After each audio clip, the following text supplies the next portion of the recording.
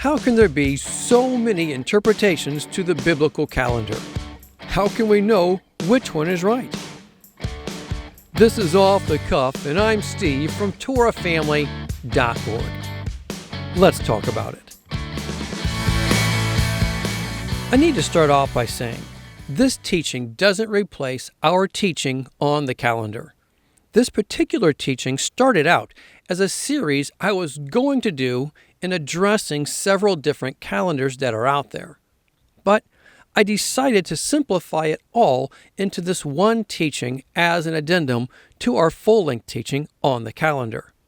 We'll link that teaching in the description for those who want to dive deep into this topic. Now, we'll also link the calendar debate that I was invited to be a part of as well. Both of those teachings can also be found on the homepage of our website. So, if you have questions after this teaching, please see our full-length teaching, as it will most likely address your questions. Now, let it be known, we have good friends who follow different calendars. Actually, let me rephrase that. We have great friends who follow different calendars. We appreciate and value them more than you can imagine. Do we think they're wrong? Yes. We simply disagree on how the calendar is to be reckoned. We do not believe this is a topic to divide over. We're simply thankful people are seeing Yahweh, God, has a calendar and we're to seek it. That being said, I am concerned being on the wrong calendar could cause confusion in the end times. We lean very heavily to the thought that when things begin, they'll line up with biblical dates. Thus, the importance of pursuing the right calendar.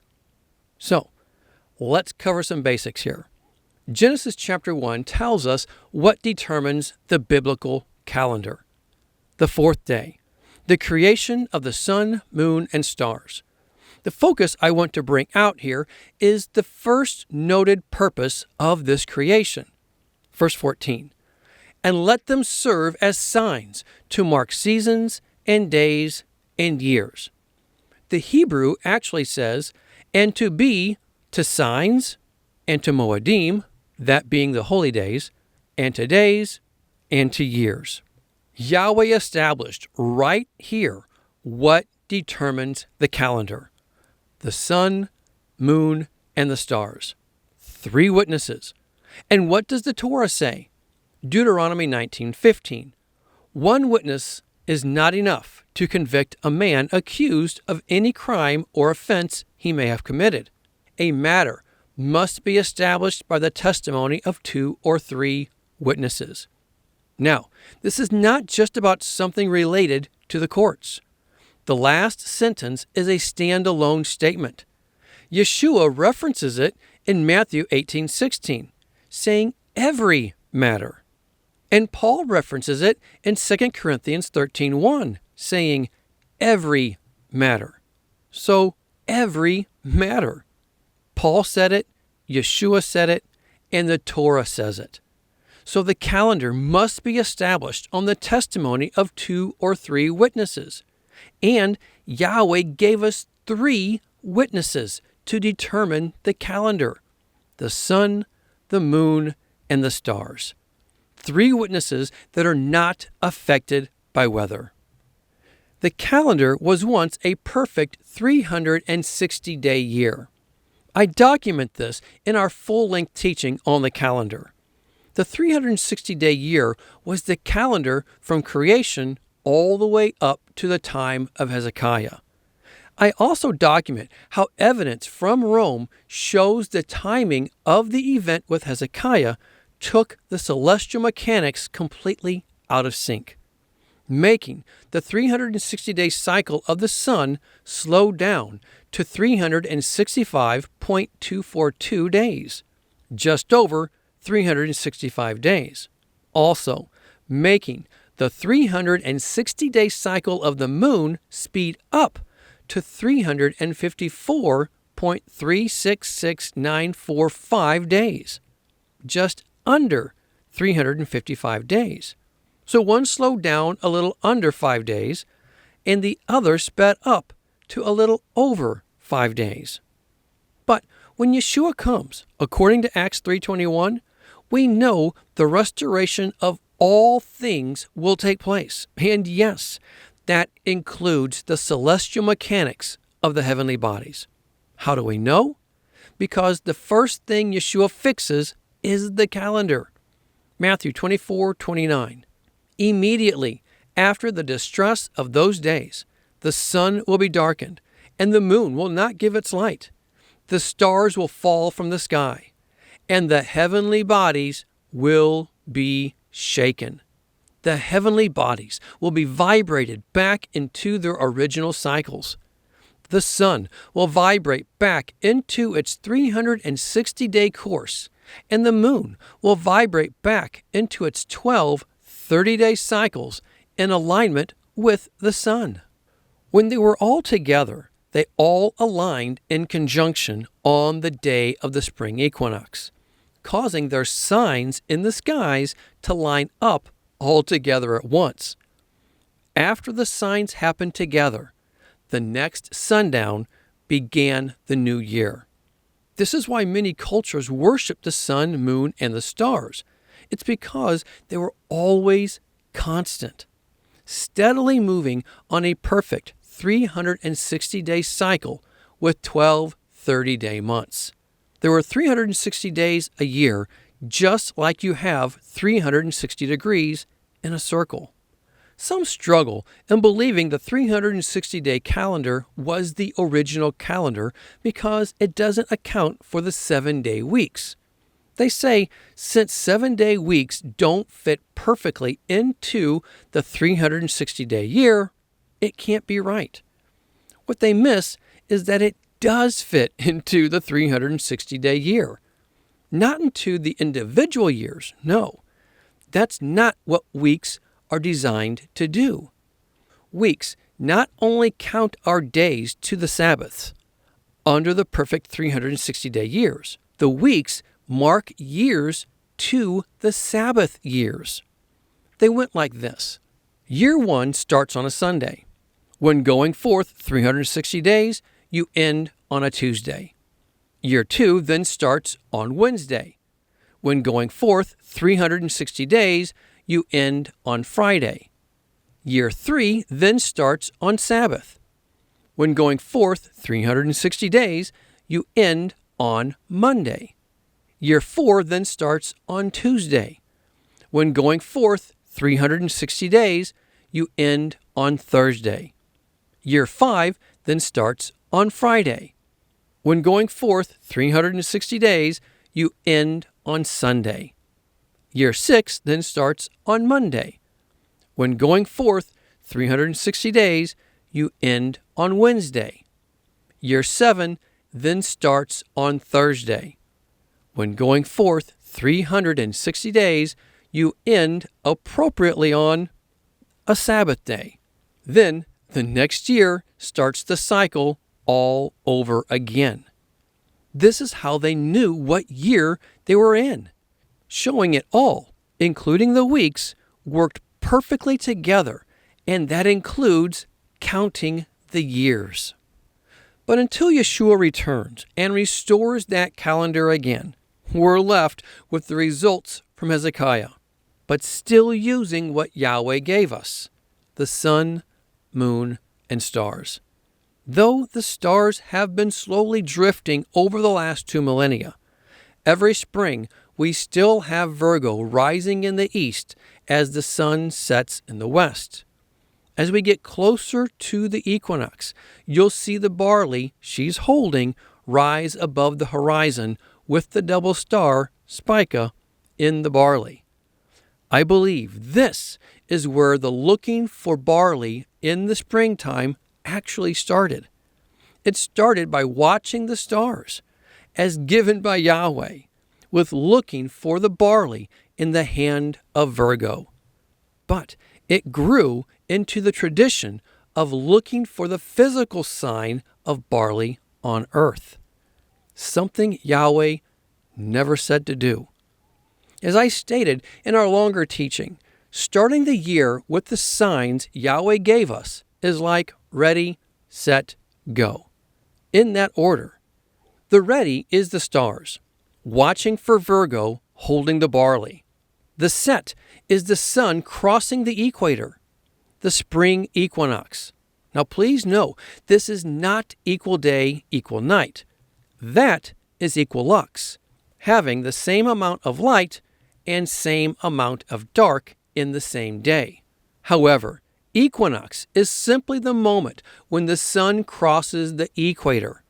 And then we have the go. This will be the conjunction of the new moon, the starting of the new year, the last thing to happen to start the new year off. It must be understood that when a lunar conjunction happens before the sun crosses the equator, that new month belongs to the solar year it started in. Meaning, let's say this line represents the equinox. The first lunar conjunction after this event begins the new year, as it belongs to the new solar cycle. However, if you have a lunar conjunction take place right before the equinox, that month belongs to the solar year it takes place in. Regardless, if that month would have placed Passover after the equinox, you can't start a new year while still being in the old solar cycle. Every new moon conjunction belongs to the solar year it falls in. Thus, at times, you'll have a 13th month to intercalate the calendar. And every calendar has to have intercalation. That being the element of adding days to a particular year to keep the calendar from wandering through the seasons. Many say there is never a 13th month noted in Scripture. They say that is the Achilles heel for the conjunction calendar we believe in. However, we don't believe the 13th month has always been. Remember, it was a perfect 360-day year up to the time of Hezekiah. Hezekiah died in approximately 687 BC. Now, knowing there is approximately 400 years of silence between the Old and New Testaments, that leaves a window of only 287 years for something to be mentioned about the 13th month. There's only a handful of books that were written in this time frame, and there's nothing in these books that marks time for us to take note of the 13th month. So saying there is no 13th month in Scripture is a moot point, because we don't believe the 13th month even came to be until the time of Hezekiah. Now, closing this section out, again, all you need to do in calculating the new year is think of the stars, highest up, the sun, the one in the middle, and the moon, the one closest. Think of them as our ready, set, go. That's it, following all three witnesses Yahweh gave us in the order of their height. Ready, set, go. Virgo, rising in the east, the sun crossing the equator, and the first lunar conjunction after the equinox. Once you have all three of these signs, the new year starts at the following sundown. And for those who say you need computers or the internet to calculate these, no, you don't. These make it easier. Oh, yes, indeed. But they're not needed. And for what it's worth, those who lived in the biblical days were way smarter than we give them credit for. Now, continuing on, I'm not going to cover every calendar out there. That would take way too long. And I'm only going to cover some very basics of the ones I'm covering. First, the Hillel II calendar. It's often referenced as the Jewish calendar. As noted earlier, regarding my concern about being on the wrong calendar could cause confusion in the end times, I believe this particular calendar has the most potential to cause deception in the end times. Now, without getting into an end times discussion, I'm simply concerned how the modern state of Israel could make things happen on this calendar to validate things for them. Now, I'm not saying that will happen. However, I believe the potential is there. This calendar simply rotates on a 19-year cycle. It ignores the 3 witnesses as given in Genesis. Those who know this calendar and its origin knows this calendar was basically created to keep Jews who live all over the world unified on one calendar for the holy days. It's a tradition the Jews accepted for the sake of unity. Thus, they ignore the instructions given in the Torah for the sake of tradition. Sound familiar? Mark chapter 7, verse 9. And he said to them, "You have a fine way of setting aside the commands of God in order to observe your own traditions." And verse 13. "Thus you nullify the word of God by your tradition that you have handed down. And you do many things like that." Following the Hillel 2 calendar is following a pattern which Yeshua himself condemned. And please know, we don't look down on anyone following this calendar. We get the convenience.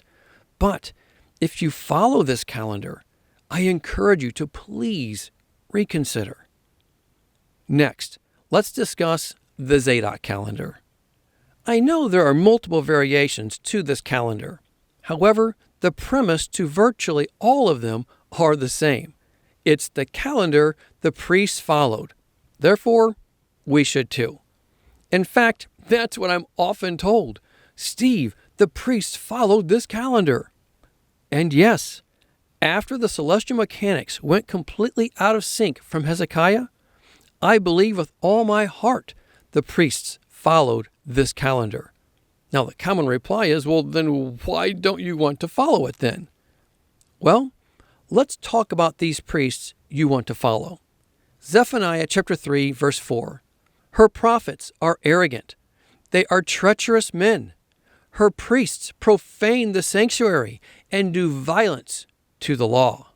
Now Zephaniah prophesied in the early years of King Josiah. King Josiah is the 3rd king after King Hezekiah. So we are now 3 kingships into the new celestial mechanics of the heavens. And this is what's being said about the priests. Let's take a quick look into the priests who served in the days of King Josiah. After all, that's who Zephaniah is talking about. Now, I encourage you to read the events of King Josiah and how he led the southern kingdom in the greatest revival recorded in the scriptures. His account is found in 2 Kings chapter 22 and 23, and also in 2 Chronicles chapter 34 and 35. Let's briefly look at what he did during the days of his revival. 2 Kings chapter 23, verse 11. "He removed from the entrance to the temple of Yahweh the horses that the kings of Judah had dedicated to the sun." Now, what kings? The kings after Hezekiah, and possibly himself before this revival. Continuing, "They were in the court near the room of an official named Nathan Melech. Josiah then burned the chariots dedicated to the sun." Okay, first, who is over the temple? The priests. And what did these priests bring into the temple? Horses and chariots dedicated to the sun. In the temple. And what does Zephaniah say about these specific priests? Zephaniah 3:4. "Her priests profane the sanctuary and do violence to the law." But the question that has to be asked is, why are there horses and chariots dedicated to the sun in the temple? Why bring horses and chariots in? Why would they profane the temple with these specific items? I'll tell you why. It was all about sun worship. They started honoring the god that was known in Roman and Greek mythology as Helios. Helios was the god who pulled the sun across the sky every day with his chariot pulled by 4 horses. Now, what did they put in the temple of Yahweh? Horses and chariots that were dedicated to the sun. Now, if they're honoring the sun god in the temple of Yahweh, what calendar do you think they were following? You guessed it, one that followed the sun only. We'll come back to this in a moment. But this shows they were doing violence to the law of Yahweh. They completely disregarded the command that every matter must be established by the testimony of 2 or 3 witnesses. We'll show how they did this in a moment. We know from Genesis we need all 3 witnesses Yahweh gave for the calendar. Now, one can say how King Josiah cleared all this corruption out and the people were set on the right track. Absolutely, I get it, he did. But we also see the kings who came after him went right back to their old ways, worshiping the sun. This continued right up to the time of Jeremiah, just before Babylon invaded. Yahweh made Jeremiah prophesy against the priests, as seen here in Jeremiah 1:18. In Jeremiah chapter 2, verse 8, Yahweh says, "The priests did not ask, 'Where is Yahweh?' Those who deal with the law did not know me. The leaders rebelled against me." These priests didn't know the law. They preached their own version of it and opposed the message Yahweh gave to Jeremiah. Look what the people said about Jeremiah. Jeremiah 18, verse 18. They said, "Come, let's make plans against Jeremiah, for the teaching of the law by the priests will not be lost." This shows Jeremiah was specifically preaching against the priests and their version of the law because they didn't know the law. They just wanted to make sure their version of it was promoted despite what Jeremiah was preaching. Do you see any parallels between back then and today? Doing away with the law to promote a different version of it? Consider chapter 6, Jeremiah 6:13. "From the least to the greatest, all are greedy for gain." Now, here's the part. Prophets and priests alike all practice deceit. Prophets and priests alike all practice deceit. The same is repeated in chapter 8. You see, prophets are to keep the priests in check, just like Moses, the prophet, kept Aaron and his sons in check. But they refused to listen to Jeremiah and continued in their rebellion. Both the prophets and the priests moved forward in this rebellion together. But what's this deceit they're practicing? Jeremiah tells us 2 verses before. Jeremiah 8:8. "How can you say, 'We are wise, for we have the law of Yahweh,' when actually the lying pen of the scribes has handled it falsely?" Again, they say they have the law of Yahweh, but they're promoting their own version of it. Yahweh declared they didn't seek him to know it. Now, this could easily apply to them not seeking Yahweh regarding the calendar. Instead of keeping all 3 witnesses as given in the scriptures, they chose rather to follow the pagan gods by following only the sun. They didn't seek understanding from Yahweh. They decided to make their own version of his instructions. It was handled falsely through the lying pen of the scribes. What did these scribes write? And who had the authority to make them write something that wasn't true? Jeremiah chapter 5 tells us the priests ruled by their own authority. So now we have scrolls tainted by the lying pen of the scribes under the authority of the priesthood. Let me say that again. We have scrolls tainted by the lying pen of the scribes under the authority of the priesthood. Why does nobody question this? And now we have people accepting all these scrolls being found, and no one pauses to think, hey, could these be from the lying pen of the scribes that Jeremiah was talking about? What would they have been lying about in these scrolls? So, let's think about this. We know Moses wrote Genesis. And, again, Genesis says the sun, moon, and stars are needed to establish the Moedim. But now we have the book of Jubilees, supposedly also written by Moses. But it says we only need the sun to establish the Moedim. Interesting, isn't it? Jeremiah talks about the lying pen of the scribes in distorting the law for priests who didn't know the law and worshipped the sun. And now we find scrolls that say Moses wrote we only need the sun for the calendar. So, which Moses are you going to believe? The first Moses in Genesis that goes in line with the Moses who wrote the Torah that says we need 2 or 3 witnesses to establish every matter? Or the second Moses from Jubilees that does away with the Torah and says we only need 1 witness for the calendar, the sun only? Which Moses are you going to follow? One keeps the Torah, the other does away with it. It's just like we have 2 Yeshuas that people follow today. One does away with the Torah, and the other that lives, teaches, and preaches the Torah. And now, likewise, we have 2 Moses, one that does away with the Torah, and the other that lives, teaches, and preaches it.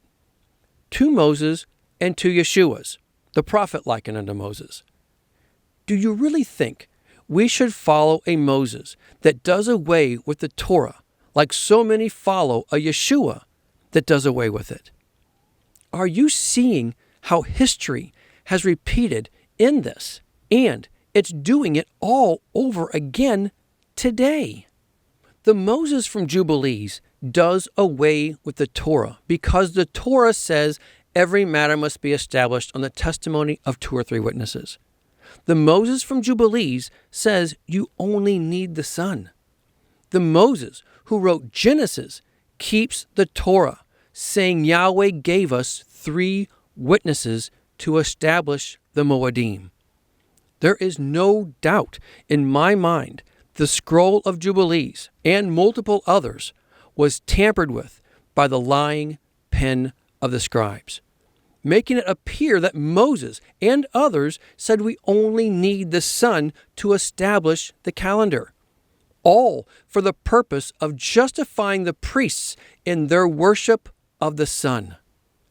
Thus, back to the reason of having the horses and chariots dedicated to the sun in the temple of Yahweh.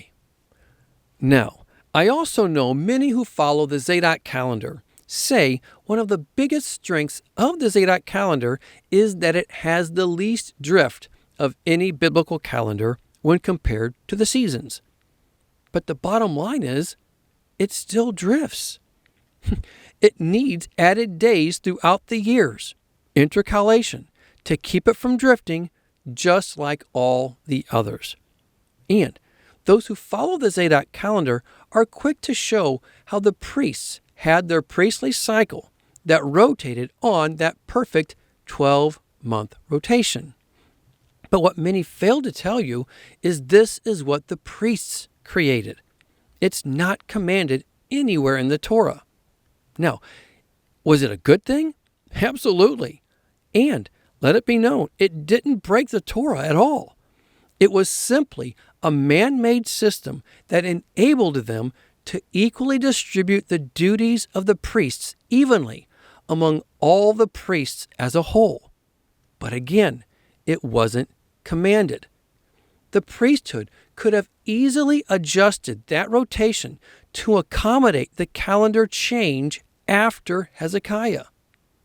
I sincerely believe history is repeating all over again. People today are following that same priesthood that Jeremiah was called to oppose by following their tainted scrolls. And they're not just following it, they're defending it just like they did against Jeremiah.